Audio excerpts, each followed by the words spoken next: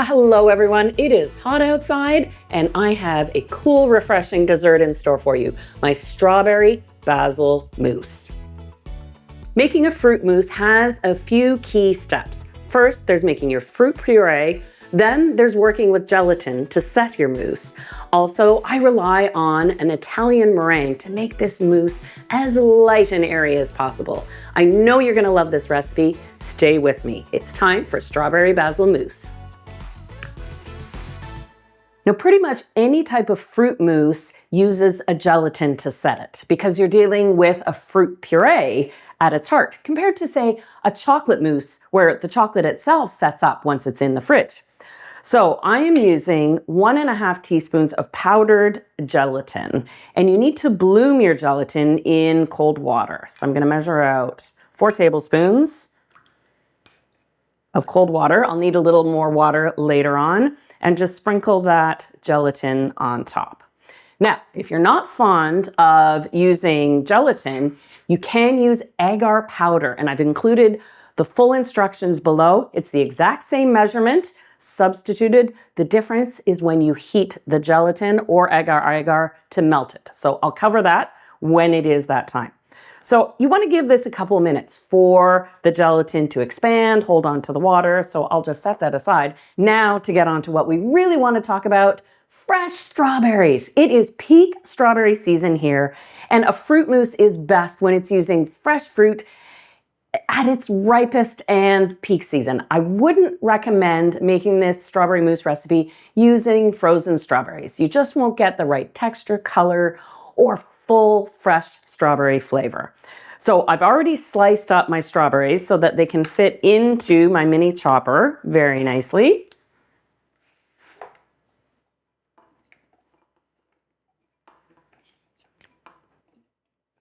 In-season fruits really bring that little bit extra, and it's the combination of the natural fruit sugars, but also the balance of, I'm gonna just have to really squish those berries in, the balance of some acidity. And it's that combination of the sugar with the acid that heightens the fruit flavor. And I'm just realizing in this moment, I was very bold to put on a white dress while making a strawberry dessert. Let's just see how that goes. So speaking of acidity, just to make sure I have enough balanced against the sweetness of the whipped cream I fold in, the little bit of added sugar, I am going to add just a touch of lemon juice. And that's a particularly good idea if you want to use this recipe for other fruit purees, raspberry, cooked apricots. The acidity really just brings everything together. Now, a fruit mousse is kind of a little bit retro. I wanted to update it by adding some fresh basil. So I've got about 8 fresh basil leaves, and I'm going to blitz this all together. So that way the basil flavor really gets into the strawberries. And let's get those leaves right in there. There we go.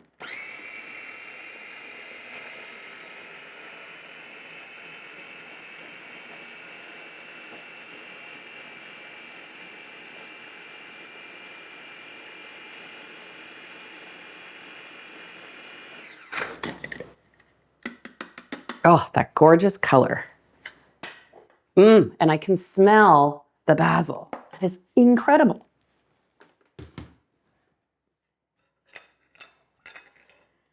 While strawberry seeds are smaller and slightly less annoying than, say, raspberry seeds or blackberry seeds, you do want to strain your puree. Some of the seeds will slip through, it's true. But at least you don't have the full force of all the seeds. This is a nice fine strainer, so I'm getting most of the seeds out. And what you're looking for ultimately when you're done straining is a minimum of a cup of strawberry puree. With a little bit extra, I've kind of factored in that volume of strawberries to yield you a little bit extra that you can use as a sauce on top of your strawberry mousse. So while a little seedy, this strawberry remains with the seeds and the basil leaves, you don't need to throw it away. It's still got strawberry flavor, but you want to dilute it. So something like strawberry basil vinaigrette would be a great use for this puree, because then you wouldn't get mouthfuls of the seed if you add some fruit vinegar and olive oil, maybe a little chopped green onion. Now let's measure out our puree. Oh, look at that. Exactly a cup. Oh, no, I've got a little bit extra. So let me get a tiny bowl so that I can create that bit of strawberry sauce.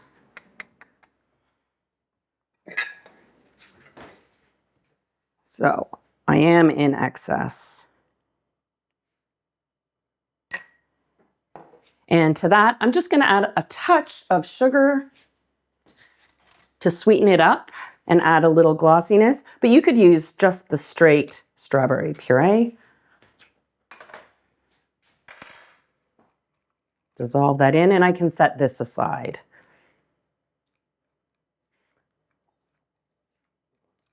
If you're making this mousse to serve for a dinner party, you want to think about making it at least 2 hours ahead. You can make it earlier in the day, even a day ahead, but just pop this in the fridge until you need it. Now, back to the gelatin. Look how much it has changed. It's almost solidified. So now it's time to dissolve this.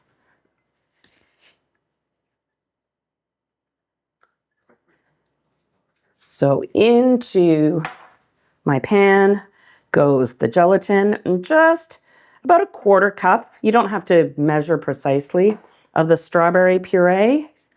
And we're going to melt this together. And you can melt your gelatin over low heat. And you can tell when it's melted because it becomes fluid and clear. And then we'll set it aside. So I was going to talk to you about using the Agar in place of the gelatin if you wish.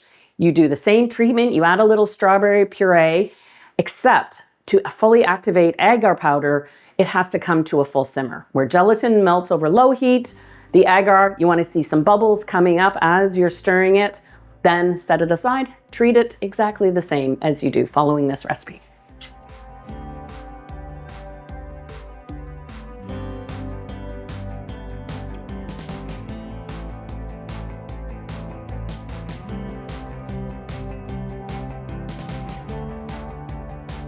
Here we go. You can see it turn fluid and clear.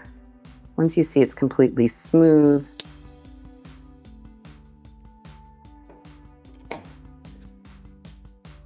Okay, so there it is. I'm just going to pour it back in the dish to let it cool.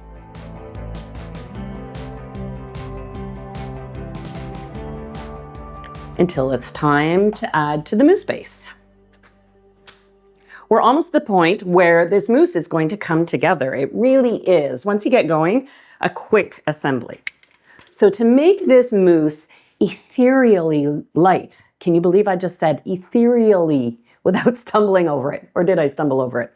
Anyhow, what I love about this mousse is you take a bite and you just get this lightness, and then you get full-bodied strawberry filling in behind. So that means it's a combination of not just whipped cream that I'm folding in at the very end, because that makes it rich, but some whipped egg white at the same time. Just a single egg white.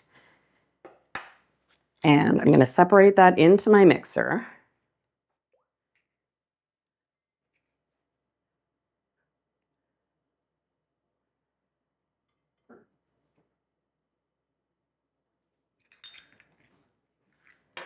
And I'm going to whisk that until it's foamy, because I am going to add a hot sugar syrup to cook and stabilize the egg white at the same time. A single egg white always takes an extra moment to whip.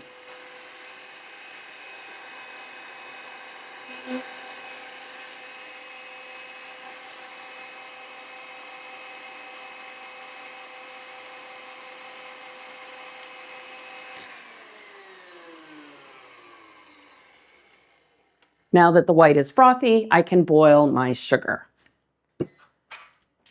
So essentially what I'm making is an Italian meringue.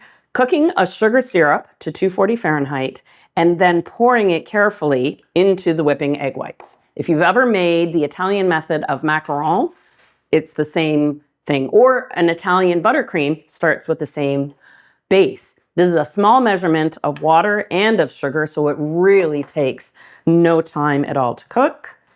If you don't have a candy thermometer to measure to 240, what you do is you get your sugar syrup boiling. The minute it starts, let me correct myself, the moment it starts boiling, set your timer to 1 minute. And then you know you've cooked your sugar enough to stabilize the egg whites.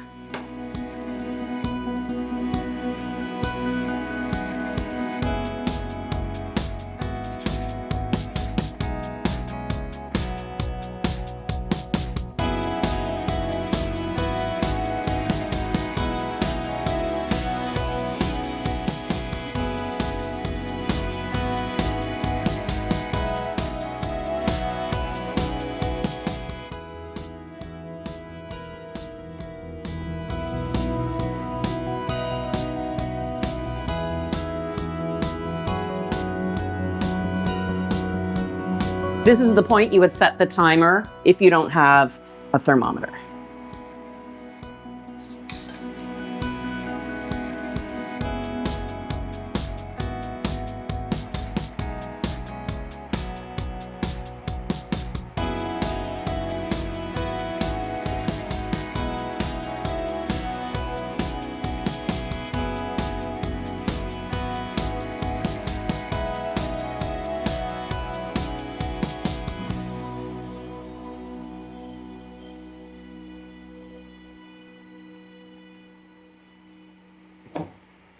Okay, now I'll start the mixer. And you always want to pour the hot syrup down the side of the bowl. Even if you're using electric beaters, never into the beaters themselves. That prevents splashing.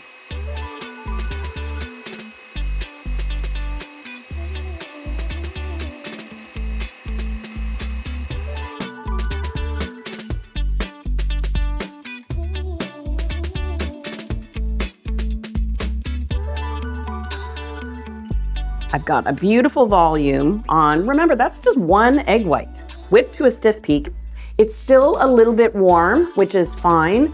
My gelatin has had a chance to cool a little bit. I can add the two together, but because the gelatin has cooled, I can go right into adding the cool strawberry puree and folding in the whipped cream without any pause or waiting.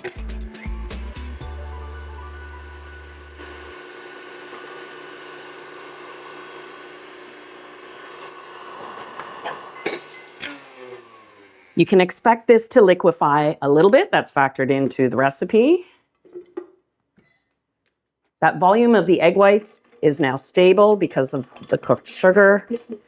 And now I'll just pour in the strawberry puree all at once.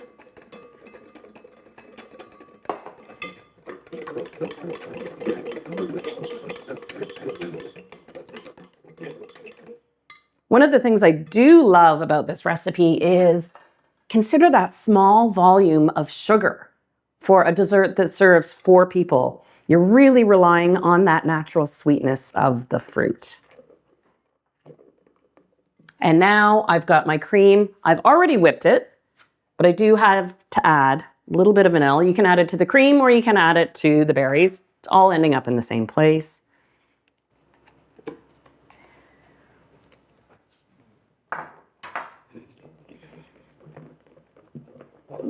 And I find it can really depend on the temperature of your kitchen, the temperature of your ingredients, that sometimes your mousse is pourable, sometimes it's pipeable.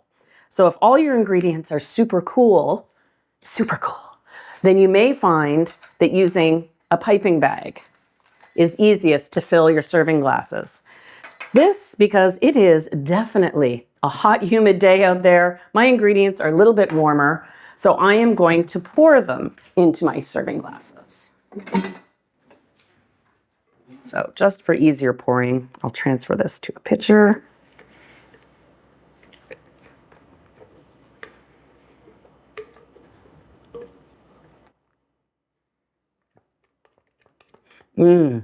I can smell that full berry flavor, but I can also smell that hint of basil too.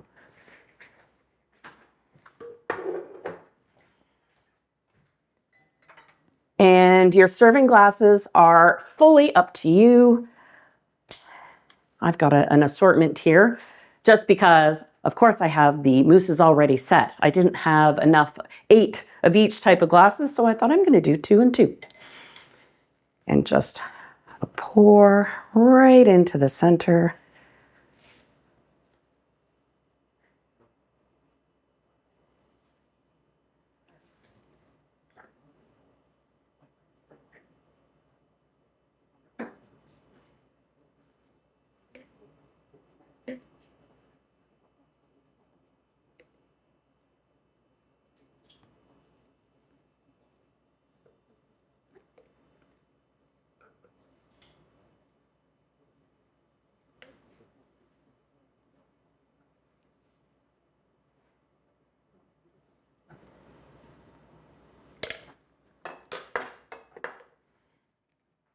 Give them a little shake just so they settle.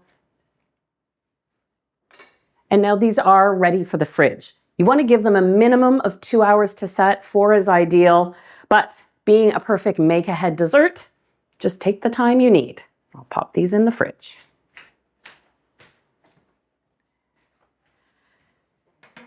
And there they are, beautifully set and amazingly light. So my finishing touch is to spoon just a bit of that reserve strawberry puree. If you don't have any reserved, that's also not a problem. You see how lovely these look.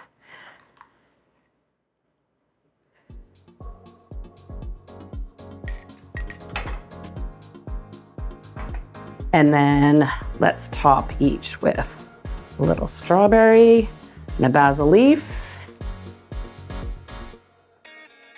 Now that is summertime in a glass.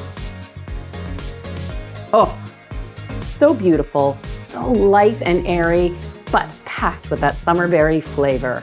I hope you enjoyed today's no baking bake-along, and I'll see you again for both bake-alongs and my new cook-along series. Stay right here on the channel, new videos dropping every Friday. Great to see you. Oh, do you see how light that is? Oh, It's there, and then it's gone. And all I'm left with is strawberry, with just a hint of basil.